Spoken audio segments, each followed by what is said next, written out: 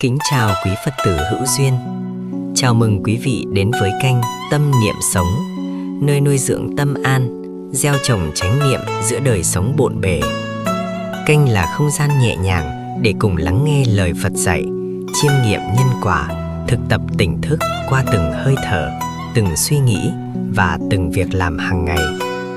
Nguyện đem những giá trị chân thật, giản dị và sâu lắng giúp quý Phật tử tìm về sự bình an nội tâm, sống thiện lành, hiểu mình, hiểu đời và từng bước chuyển hóa khổ đau trên con đường tu học.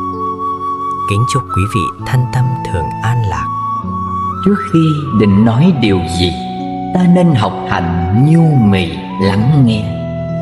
Trước khi chỉ trích cười chê, ta nên nhìn lại tự phê phán mình. Trước khi nổi giận bất bình, ngồi nghe hơi thở, lặng nhìn tự tâm. Trước khi cầu nguyện âm thầm, nhủ lòng dung thứ, lỗi lầm tha nhân. Trước khi giọt nước mắt lăn, biết dừng chân kẻo ăn năn muộn màng. Trước khi tính chuyện đá vàng, mua dây về tự buộc ràng xem sao. Trước khi nói chuyện trời cao, xem đi dưới đất bước nào trông chênh. Trước khi ước vọng nhìn lên, một lần ngó xuống có thêm thương đời. Trước khi mua sắm đua đòi, phải chăng cám dỗ gọi mời rủ rê. Trước khi hẹn ước nguyện thề, vẫn lòng sen có vẹn bề trước sau. Trước khi muốn bỏ cuộc mau, nhớ tâm nhiệt huyết buổi đầu dấn thân.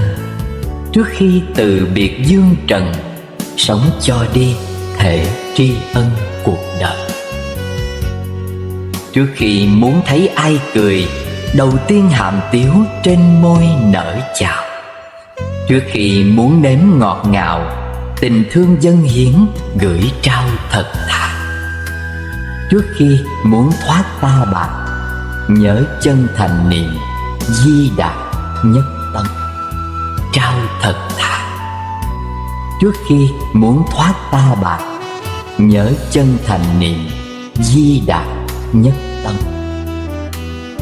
Tâm ta bị nặng xuống và khổ đau tìm tới với ta, thường là vì ta thấy ai cũng xấu, cũng đáng nghi. Nhưng ta quên đi một điều hết sức quan trọng trong đời sống, rằng ta nghĩ xấu cho ai là tâm ta xấu trước, ta nghĩ tốt cho ai là tâm ta tốt trước. Ta chỉ có hạnh phúc và thoải mái, đầy nghị lực để sống khi ta nghĩ được rằng mọi người chung quanh ta không ai xấu cả. Nếu có chăng chỉ có cái tâm ta xấu khi nó đang nghĩ xấu về một người khác, và ta biết rất rõ rằng người kia xấu vì họ chưa có đủ điều kiện để biểu hiện cái tốt của họ ra đó thôi. Ta hãy thực tập nhìn vào những cái tốt của người để tâm ta có nhiều cơ hội đi lên. Ta thử thực tập một ngày, một tháng hay một năm, đừng thấy ai xấu cả. Thử xem tâm ta có nhẹ nhõm và thanh thoát hay không. Ta hãy phát tâm là một đốm lửa nhỏ giữa mùa đông, hay một giọt nước nhỏ giữa mùa hạ, để tâm ta có mặt trong tâm mọi người. Xa hơn thế, nếu không nhìn được cái tốt của người khác, thì ta nên tập nhìn mọi người với cái nhìn như thị, nghĩa là với cái nhìn như thể, như thế. Ánh nhìn càng đơn giản thì tâm thái ta càng trở nên trong sáng, nhẹ nhàng. Điều này thoạt nghe đơn giản, nhưng để có cái nhìn như thế lại không hề giản đơn.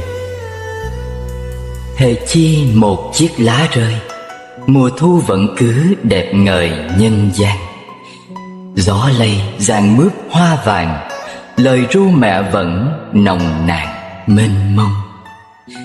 Hễ chi một đóa xuân hồng, bình minh nở thắm, chiều trong phai tàn.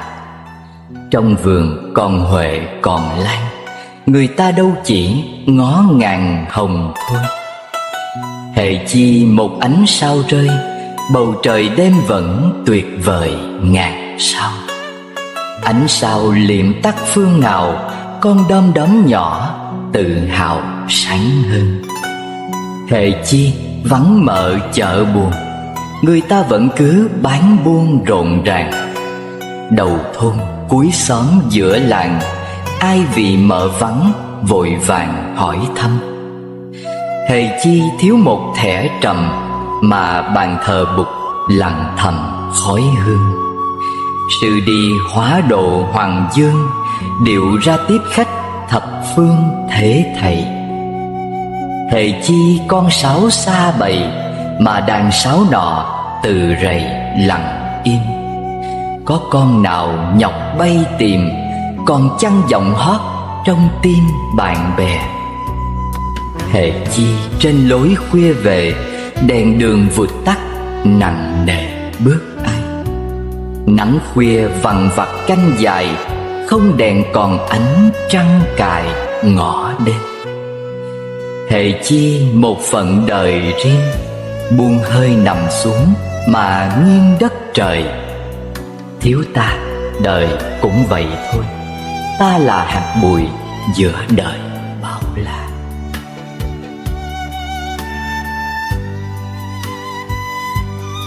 Có một số việc nếu biết nhẹ nhàng buông xuống, ta sẽ thấy thoải mái. Có một số người nhớ kỹ nhớ sâu, chưa hẳn đã là hạnh phúc. Có chút đau khổ, xem nhẹ chúng, rốt cuộc cũng chỉ là giúp ta tôi luyện. Đường đời nhấp nhô, rèn luyện cho bản thân một phần ôn hòa.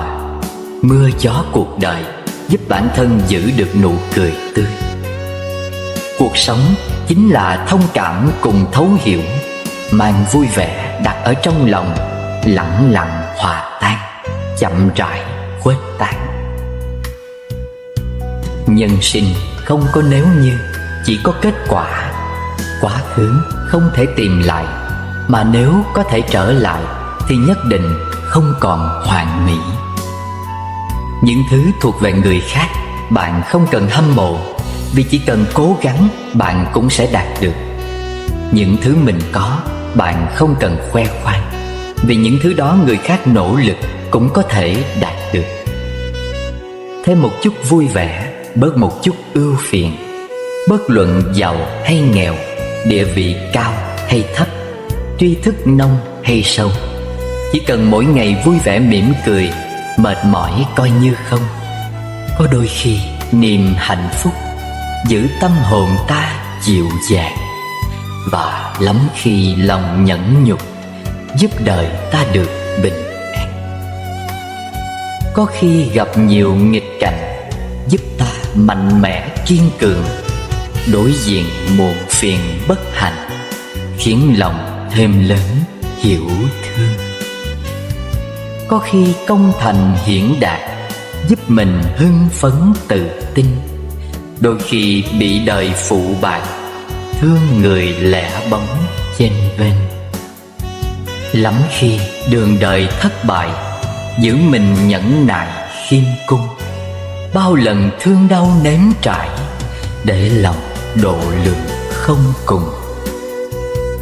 Hãy cảm ơn những mùa đông thấu hiểu tình người ấm lạnh, tạ ơn những lúc hạ nồng có hạt mưa về lấp lánh. Thuận nghịch vốn nơi trần cảnh, chớ để lòng bị đóng khung. Giữa vô thường ngồi tĩnh tại, nụ cười trải đến vô chung. Nhịp mõ đều như thủy triều êm đềm buổi mai, sóng lượn trầm hùng đầy uy, mạnh mẽ như tiếng gầm sư tử. Nghe nhất tâm cảm động. Thầy A Nan vì muốn thành Bụt, muốn độ cho tất cả chúng sinh hết khổ, muốn báo đáp công ơn cao dày của Bụt, nên thỉnh Bụt chứng minh cho lòng thệ nguyện, và mong được nghe lời chỉ dạy của Bụt. Từ trong nhục kế trên đỉnh đầu, Đức Bụt phóng ra luồng hào quang và tuyên thuyết thần chú lăng nghiêm. Tôi mường tượng, thầm chắp hai tay, hướng lên ngàn tinh tú cầu nguyện cho bao nghiệp chướng được tiêu tan, cho bản ngã tự ngã thôi còn, để tâm tư nhẹ nhõm, để vượt thoát trầm luân. tôi hiểu tại sao 49 năm thuyết pháp, rốt cuộc Bụt tuyên bố ta chưa từng nói lời nào. Và cả đời Khổng Tử, trời đất có nói gì đâu. Đến Lão Tử với Đạo Đức Kinh, ta mới sinh ra đã có gì đâu. Tất cả đều phủ định, chối bỏ, không trụ vào bất cứ thứ gì. Vì trụ vào là kẹt, mà hễ trụ vào cái gì dễ sụp đổ thì mình cũng dễ sụp đổ. Tâm quá khứ làm sao nắm được tâm vị lai? Thành, trụ, hoại, không là quy luật. Bụt không nói tức là nói nhưng không kẹt. Cho nên thuyết rất nhiều, nhưng mọi người hiểu chẳng bao nhiêu. Một hôm Bụt trú ở Kosambi, tại rừng Simsapa. Người cầm trong tay nắm lá rồi hỏi các đệ tử: lá trong tay ta nhiều hơn hay là lá trong rừng nhiều hơn? Các đệ tử đáp: thưa, lá trong rừng nhiều hơn. Bụt dạy: cũng vậy, cái biết của ta rất nhiều, nhưng đem ra dạy thì lại rất ít. Ta không đem dạy bởi những cái ấy không có giúp ích gì cho sự giải thoát. Ta chỉ dạy về sự khổ, nguyên nhân của khổ, cảnh giới diệt khổ và con đường đi đến diệt khổ, vì chúng có thể đưa đến an tịnh và giải thoát. Thế giới phương Tây, từ Husserl của hiện tượng luận đến Heidegger bản thể luận, đều có ngôn ngữ phá chấp. Mà ngôn ngữ là những hệ thống cơ cấu, phạm trù trung gian cần thiết cho sự liên lạc hiểu biết, nhưng cũng là một chướng ngại trói buộc, là nguyên nhân của kiến chấp đối với người đi tìm chân lý. Phải hiểu ngôn ngữ như ngón tay chỉ mặt trăng. Trong kinh Potthapada, Bụt đã nói: những tiếng ấy chỉ là những danh từ thế gian, ngôn ngữ thế gian, kỹ pháp thế gian. Như Lai dùng chúng nhưng không có chấp trước chúng. Cho nên từ khi chứng đạo đến lúc nhập Niết Bàn, ròng rã 21 ngày liền thuyết kinh Hoa Nghiêm, 12 năm thuyết kinh A Hàm, 8 năm thuyết kinh Phương Đẳng, 22 năm thuyết kinh Bát Nhã. Trước sau gồm hơn 300 pháp hội giảng kinh, nhưng rốt cuộc ta chưa từng thuyết lời nào. Nói cũng kẹt, không nói cũng kẹt. Là đạo khả đạo phi thường đạo, là ưng vô sở trụ nhi sanh kỳ tâm. 7 thái độ của người biết sống. 1. Suy nghĩ tích cực. Suy nghĩ định hình con người chúng ta. Tức ta nghĩ mình thế nào thì ta sẽ như thế ấy. Bạn nghĩ bạn vô dụng, chắc chắn bạn sẽ không bao giờ làm nên trò trống gì, vì bạn chẳng thèm hành động. Bạn nghĩ bạn thông minh, dĩ nhiên bạn sẽ thông minh, vì tự bản thân sẽ biết cách tạo nên điều đó. Chỉ cần suy nghĩ tích cực, mọi chuyện sẽ tốt đẹp thôi. Cuộc sống sẽ ít buồn phiền, vì lúc nào bạn cũng cố biến mọi thứ bạn gặp phải trong cuộc sống thành niềm vui riêng cho bản thân. 2. Thấu hiểu bản thân. Biết người tức là thông minh, biết mình tức là giác ngộ. Chiến thắng bản thân còn có ý nghĩa hơn là chiến thắng cả ngàn trận đánh. Đó là một bài học sâu sắc mà ai cũng cần biết. Tự chinh phục tâm của mình chính là ải lớn nhất mà con người phải trải qua. Do đó, chúng ta nên tập thiền định để hiểu bản thân, biết được bản thân thích gì và cần làm gì để thỏa mãn những điều mình thích, chính là cách giúp bạn sống vui hơn mỗi ngày. 3. Thay thế đố kỵ bằng ngưỡng mộ. Còn đố kỵ với thành công của người khác thì tâm bạn sẽ còn buồn phiền. Thay vào đó, hãy đón nhận sự thành công của người khác bằng sự ngưỡng mộ. Tâm bình thản sẽ giúp bạn có thể lấy cái tốt của người khác làm gương cho mình, từ đó có động lực phấn đấu.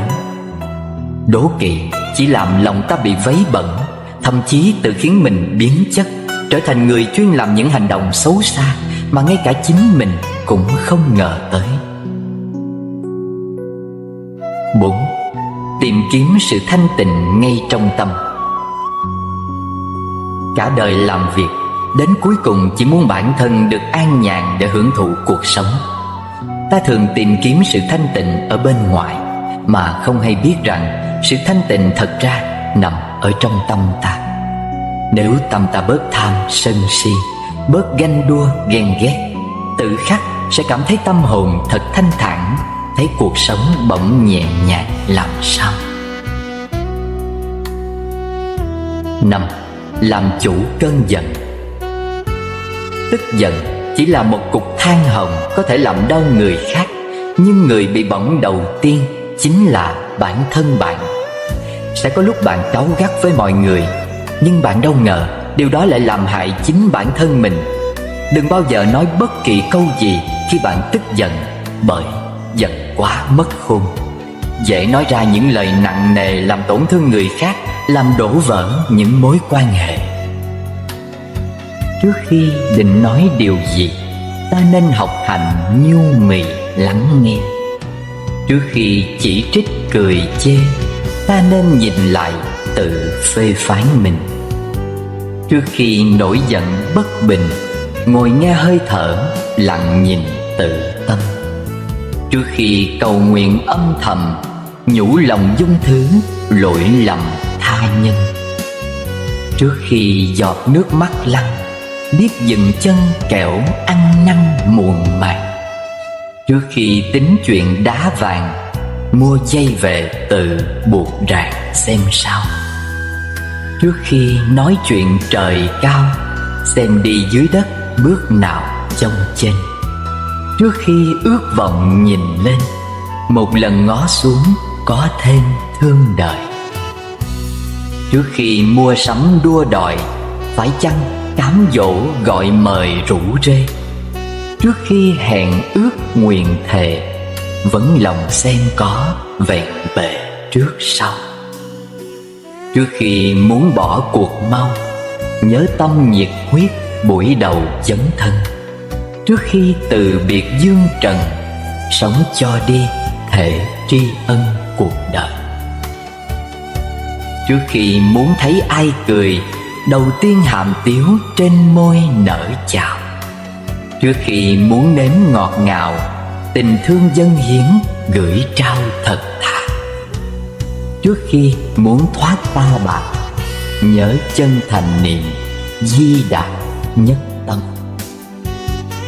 Tâm ta bị nặng xuống và khổ đau tìm tới với ta, thường là vì ta thấy ai cũng xấu, cũng đáng nghi.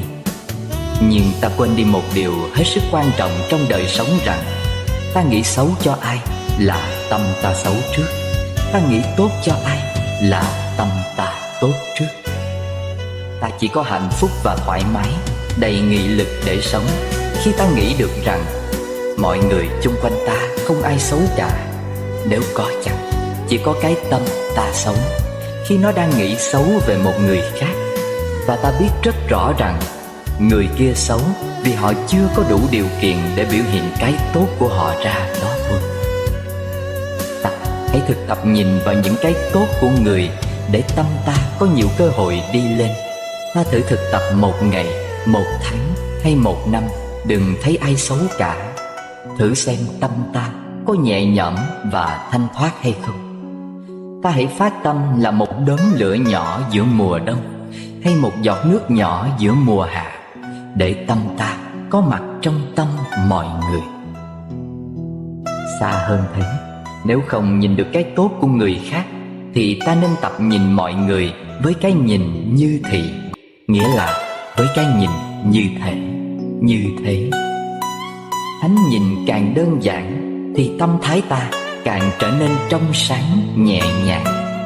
Điều này thoạt nghe đơn giản, nhưng để có cái nhìn như thế lại không hề giản đơn. Hễ chi một chiếc lá rơi, mùa thu vẫn cứ đẹp ngời nhân gian. Gió lay ràng mướp hoa vàng, lời ru mẹ vẫn nồng nàn mênh mông. Hễ chi một đóa xuân hồng, bình minh nở thắm chiều trong phai tàn. Trong vườn còn huệ còn lan, người ta đâu chỉ ngó ngàng hồng thôi. Hễ chi một ánh sao rơi, bầu trời đêm vẫn tuyệt vời ngàn sao. Ánh sao liệm tắt phương nào, con đom đóm nhỏ tự hào sáng hơn. Hễ chi vắng mờ chợ buồn, người ta vẫn cứ bán buôn rộn ràng. Đầu thôn cuối xóm giữa làng, ai vì mợ vắng vội vàng hỏi thăm. Hễ chi thiếu một thẻ trầm, mà bàn thờ Bụt lặng thầm khói hương. Sự đi hóa độ hoàng dương, điệu ra tiếp khách thập phương thế thầy. Hễ chi con sáo xa bầy, mà đàn sáo nọ từ rầy lặng im. Có con nào nhọc bay tìm, còn chăng giọng hót trong tim bạn bè. Hễ chi trên lối khuya về, đèn đường vụt tắt nặng nề bước ai. Nắng khuya vằn vặt canh dài, không đèn còn ánh trăng cài ngõ đêm. Hễ chi một phận đời riêng, buông hơi nằm xuống mà nghiêng đất trời.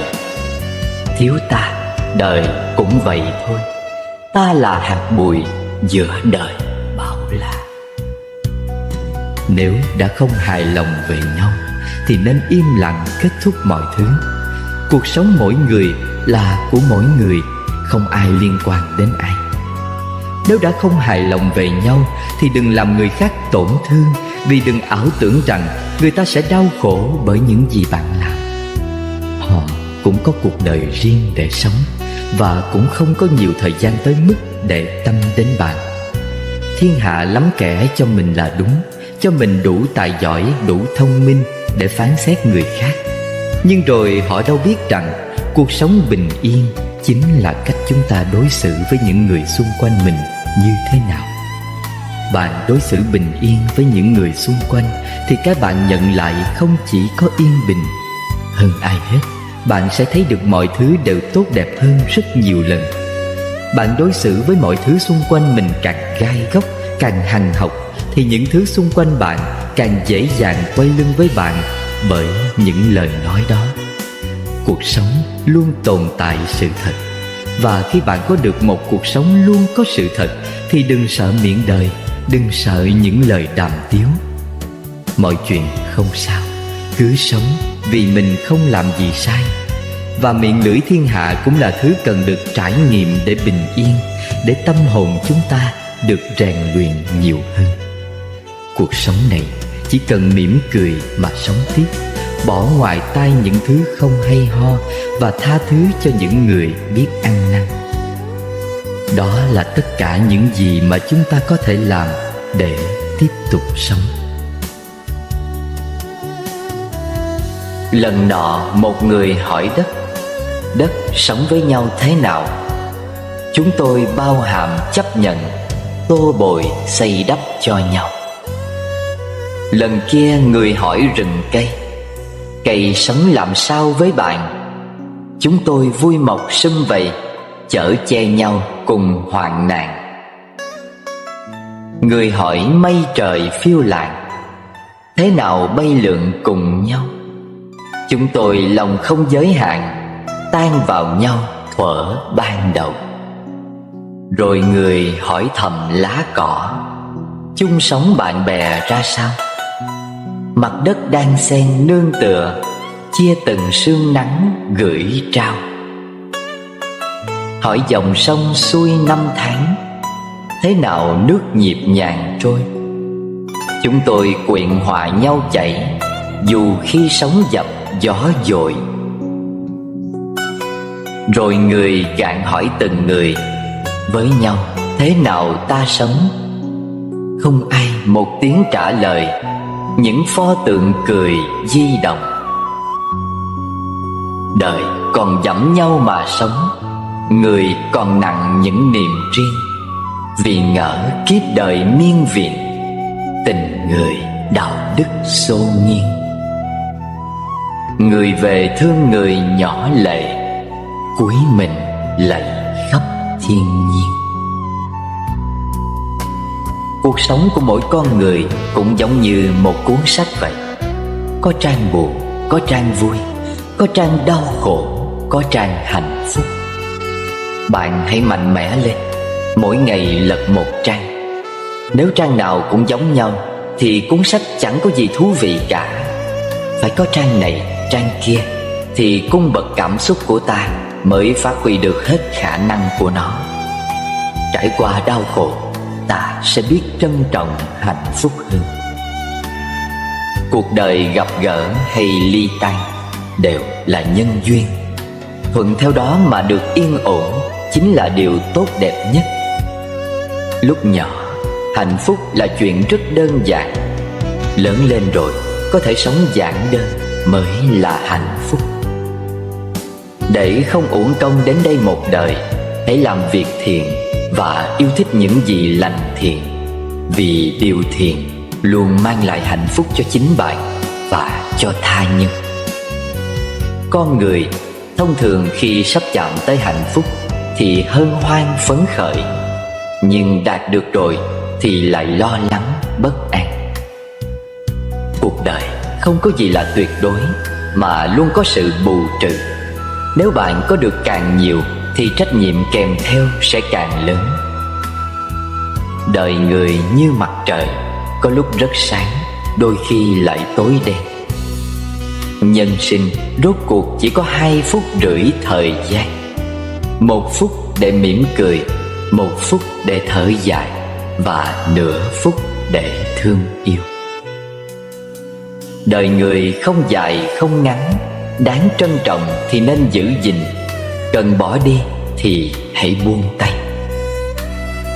Có một số người ta quên không được là do không nợ. Một số khác ta nhất định phải quên đi vì không đáng nhớ. Đừng quá tin tưởng vào mắt mình, vì có khi những gì bạn nhìn thấy là những điều đang mong muốn, còn những thứ không thích đã bị bạn lướt qua. Chúng ta đều nghĩ rằng mình làm chủ cuộc đời này, mà quên mất cuộc sống vốn phải cần rất nhiều người phối hợp. Bất luận hôm nay gặp bao nhiêu khó khăn, bạn hãy cứ vững tin rằng chỉ có hôm qua là không thể trở lại, còn ngày mai chắc chắn sẽ đến. Xin sống nửa đời về sau. 1. Nửa đời về sau, hãy học được cách trầm tĩnh. Có đôi khi bị người khác hiểu lầm, ta đừng tranh luận. Trong cuộc sống có rất nhiều chuyện đúng sai khó có thể nói rõ ràng, thậm chí căn bản là không có hoàn toàn đúng hay hoàn toàn sai. 2. Nửa đời về sau, hãy học cách cúi mình. Bạn bất đồng ý kiến với con cái, nói chuyện mâu thuẫn với bạn bè, những điều này cũng không sao cả. Bạn có thể làm công việc nhà nào đó như lau nhà, giặt giũ. Trong lúc lao động, bạn sẽ nhận ra tâm trạng và suy nghĩ của mình dần lắng xuống. 3. Nửa đời về sau, hãy đừng cảm thấy hối hận. Cuộc đời là một con đường dài với vô số ngã rẽ, và ta luôn phải lựa chọn không ngừng. Không có cơ hội nào lặp lại. Lựa chọn rồi thì đừng hối hận. Có khi do duyên, do nghiệp đã thôi thúc khiến mình đã chọn lựa và gắn bó với những gì mình đã chọn. 4.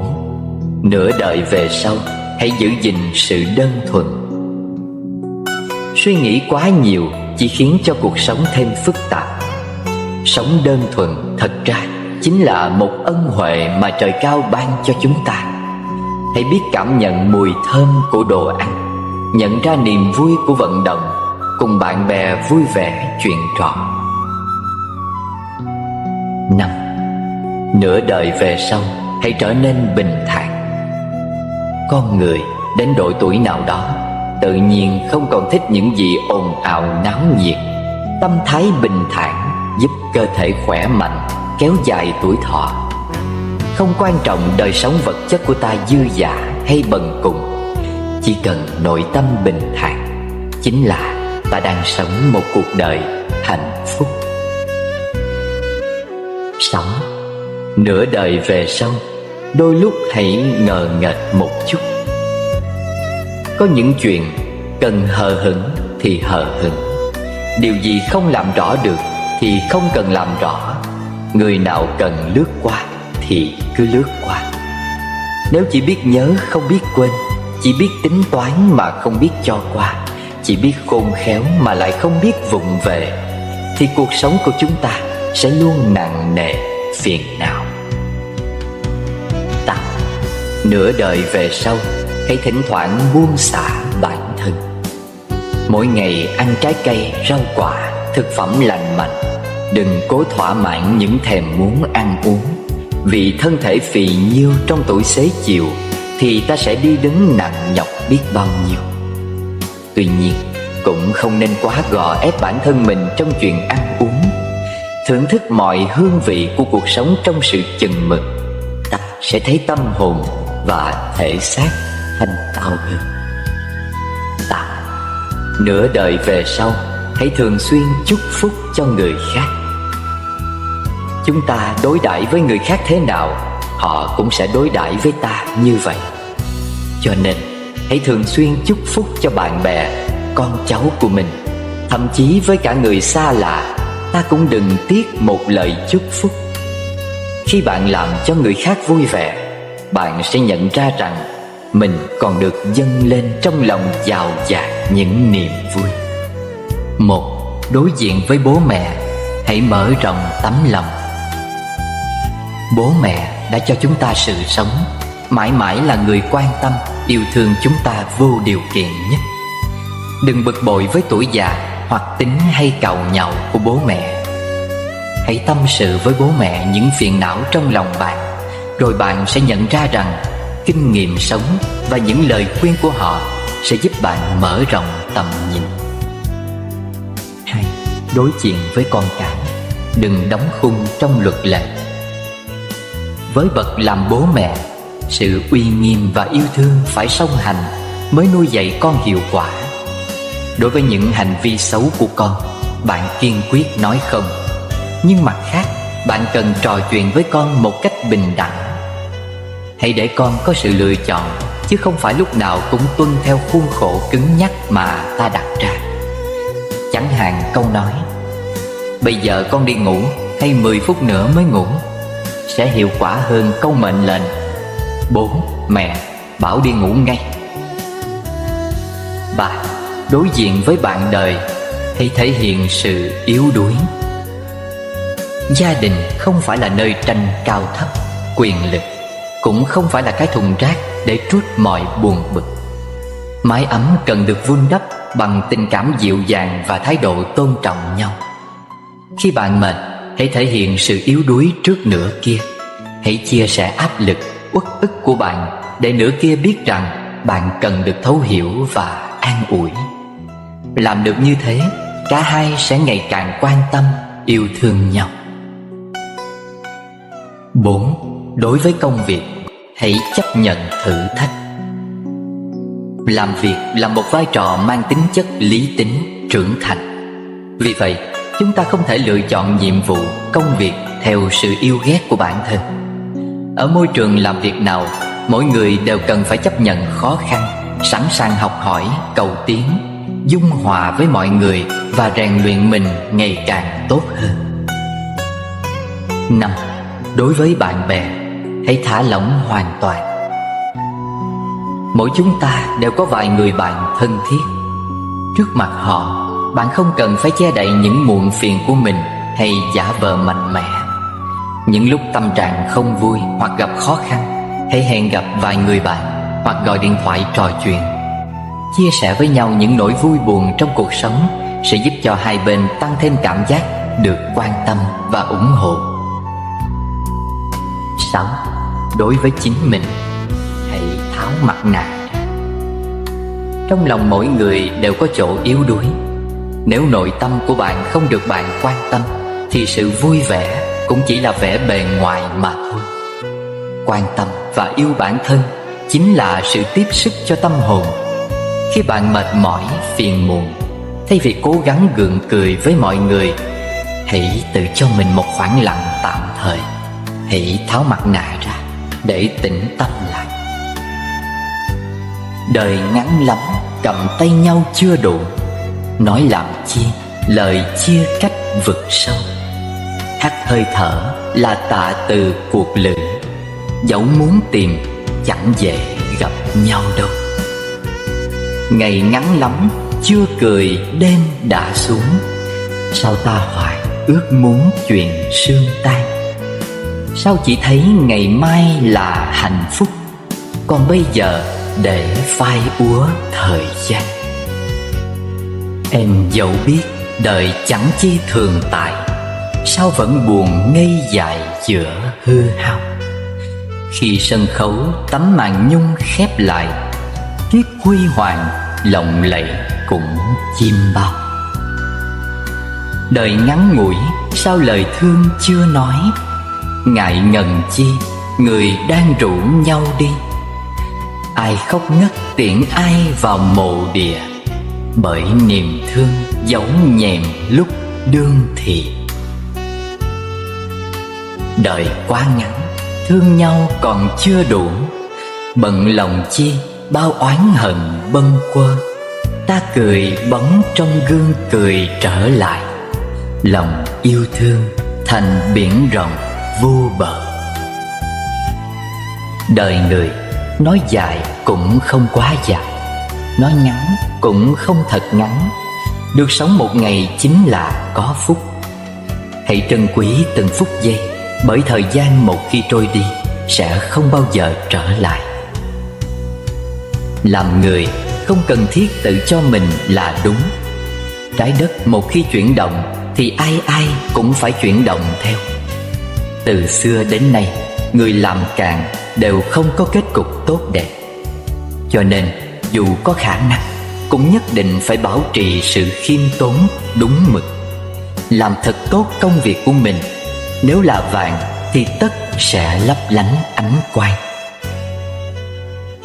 Phiền não cũng đừng quên nở nụ cười, gấp gáp cũng nhất định phải chú ý ngữ khí. Gian khổ cũng đừng quên kiên trì nhẫn nại.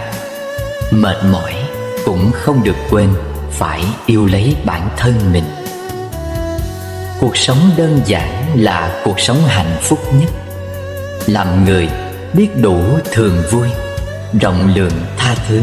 Sự tình gì cũng không thể nghĩ quá phức tạp. Tâm mang nặng nhiều thứ ắt sẽ mệt mỏi. Đối với trí nhớ cần định kỳ xóa bỏ, đem những người và sự tình không thoải mái trong lòng xóa cho sạch hết. Con người có thể sống được một ngày chính là đã có phúc một ngày, cần quý trọng. Đời người ngắn ngủi mấy chục năm, đừng để bản thân mình phải ân hận tiếc nuối. Mặt trời mọc hướng đông, lặn hướng tây. Buồn cũng hết một ngày, mà vui cũng hết một ngày. Không để tâm vào những chuyện vụn vặt, thân tâm đều không thoải mái. 6. Nhân từ với tất thảy mọi người. Người biết sống luôn nhẹ nhàng với trẻ con, yêu thương người già, đồng cảm với người cùng khổ, nhân từ với người yếu thế và người lầm lỗi. Một lúc nào đó trong đời, bạn sẽ rơi vào những hoàn cảnh đó. Thế nên hãy biết động lòng trắc ẩn với mọi người từ hôm nay. Cũng có nỗi khổ riêng. Có người chịu khổ nhiều, có người chịu khổ ít. Chỉ có họ mới thấu. Hãy sống nhân từ để yêu thương, đồng cảm với họ. Khi luôn nhìn người khác bằng con mắt nhân từ, đời bạn sẽ luôn đẹp, mọi thứ đều hoàn hảo. Tâm can bạn sẽ thanh lọc bởi những hành động tốt đẹp bạn dành cho người khác. 7. Tùy duyên. Người biết sống thường để mọi thứ tùy duyên. Cái gì của mình thì nó sẽ thuộc về mình, còn cái gì không phải thì nó mãi mãi sẽ không bao giờ thuộc về mình. Vì vậy, nếu muốn nắm bắt gì đó, đặc biệt là tình yêu, thì hãy để tùy duyên.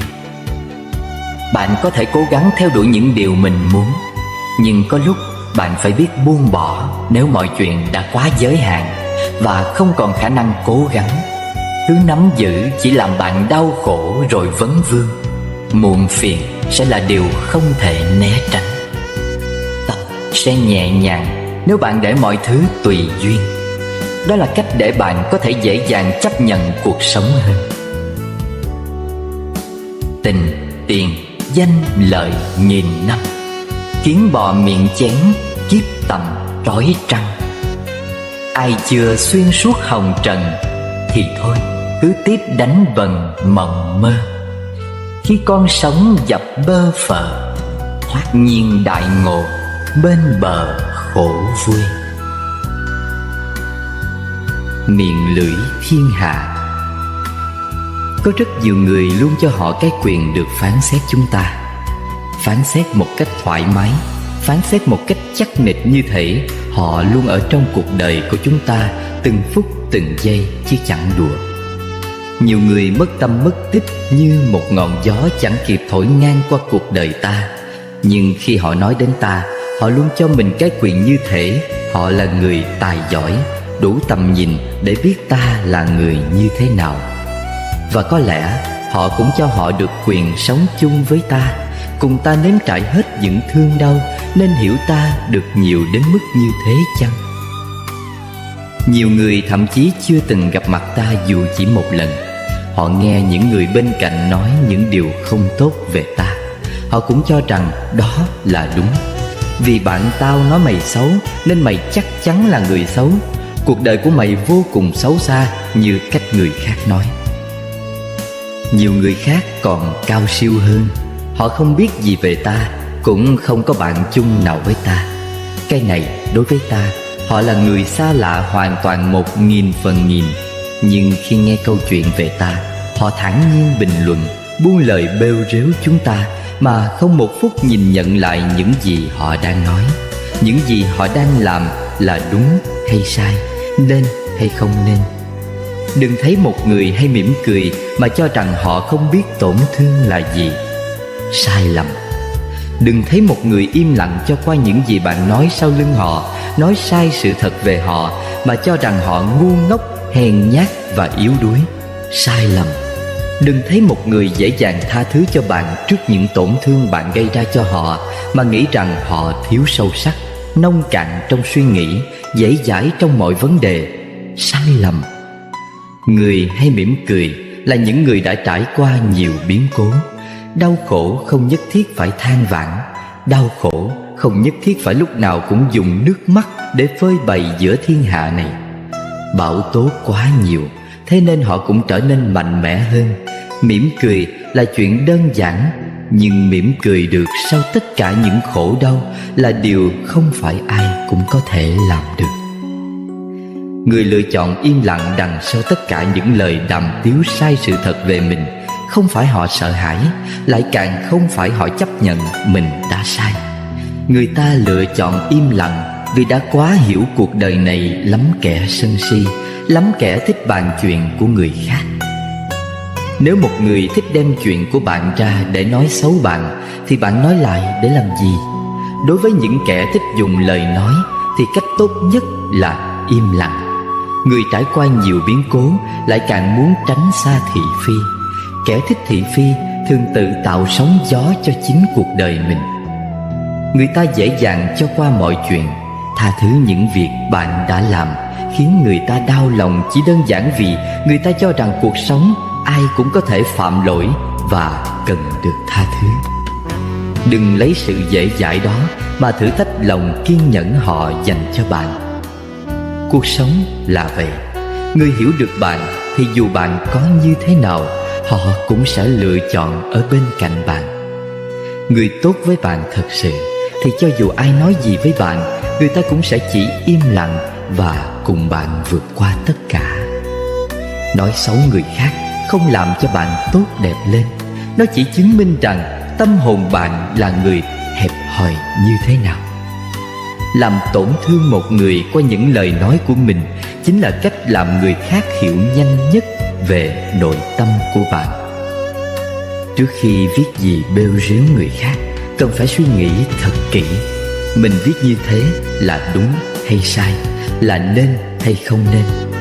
Trước khi đặt điều nói xấu người này, cùng những người khác. Hãy dành thời gian nghĩ đến những lúc họ khó khăn. Bạn đang ở đâu? Có ở bên cạnh để cùng họ trải qua những ngày tháng đau đớn kia không? Nhân phẩm một người, tư cách một người không phải là thứ được nhận định qua câu chữ trên mạng, qua miệng lưỡi người khác và qua sự nhìn nhận đánh giá chủ quan của chúng ta. Mạng xã hội bây giờ nguy hiểm lắm.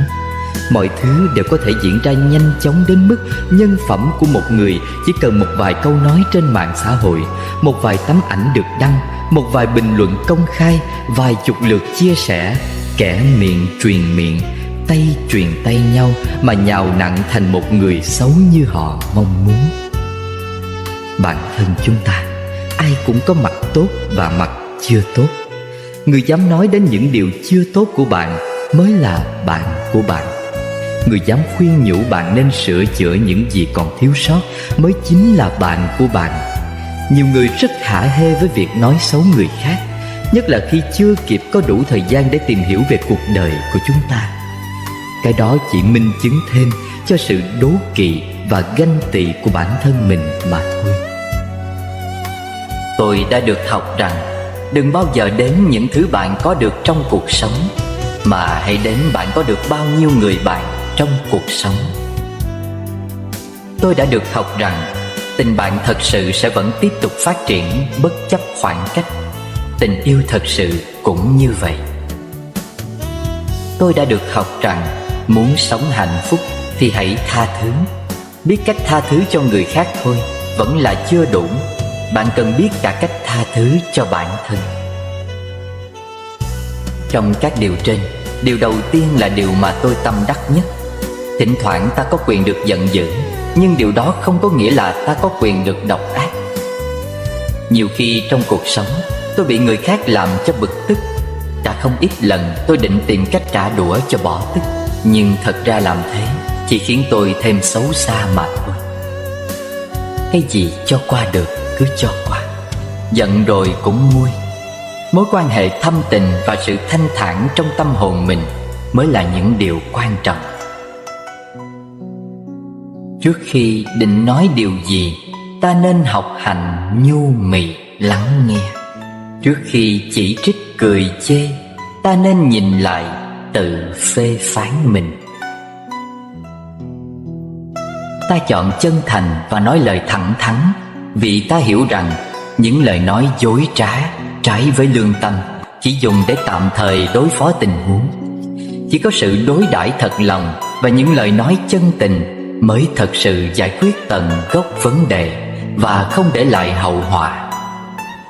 Ta trân trọng nghĩa tình không phải vì ta quỵ lụy, mà vì không nhất thiết phải vứt bỏ khoảng thời gian tốt đẹp giữa chúng ta. Ta chọn làm người lương thiện không có nghĩa ta mềm yếu, mà vì ta hiểu rằng lương thiện là bản tính nguyên sơ của con người. Nhân chi sơ tính bổn thiện. Làm người không nên chọn con đường trở thành kẻ ác. Người ác tất sẽ có báo ứng. Ta chọn khờ khạo không phải vì ta khờ khạo thật, mà vì ta hiểu rằng khi đối diện với hiểu lầm, oan ức, bất công thì không nên so đo tính toán quá. Cứ nở nụ cười mà lặng nhìn thế thái nhân tình. Đôi khi giả ngốc không phải là ngốc thật, mà chỉ là muốn trao cho đối phương thêm một cơ hội. Ta chọn nhường nhịn không có nghĩa ta thụt lùi, mà vì ta hiểu rằng một sự nhịn chính sự lành. Nhịn một chút thì sống yên biển lặng, lùi một chút thì thấy biển rộng trời cao. Ta chọn tha thứ không phải vì ta nhu nhược, mà vì ta hiểu rằng tha thứ là một trong những đức tính tốt đẹp nhất trên đời, không bao giờ là sai cả.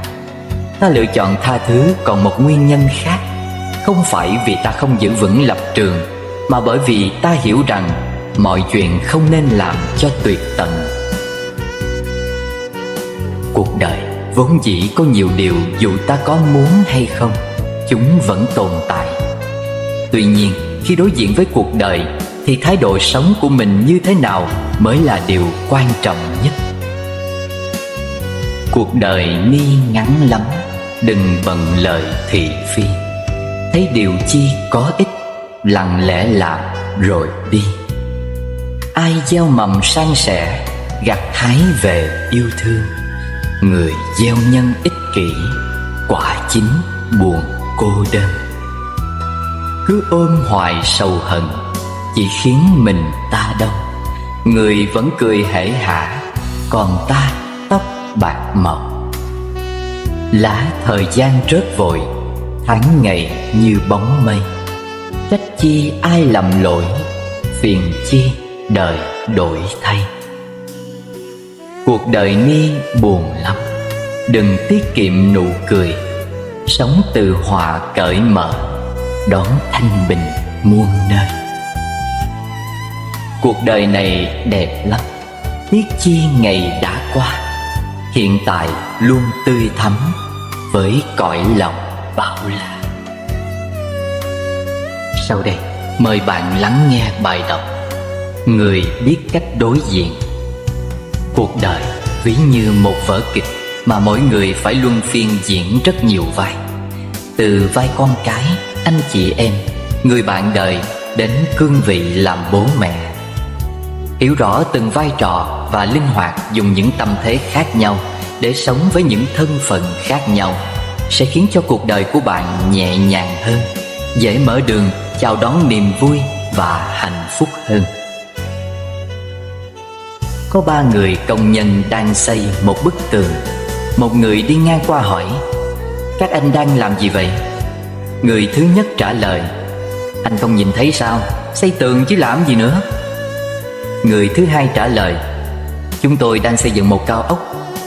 Người thứ ba trả lời: "Chúng tôi đang xây dựng một thành phố mới."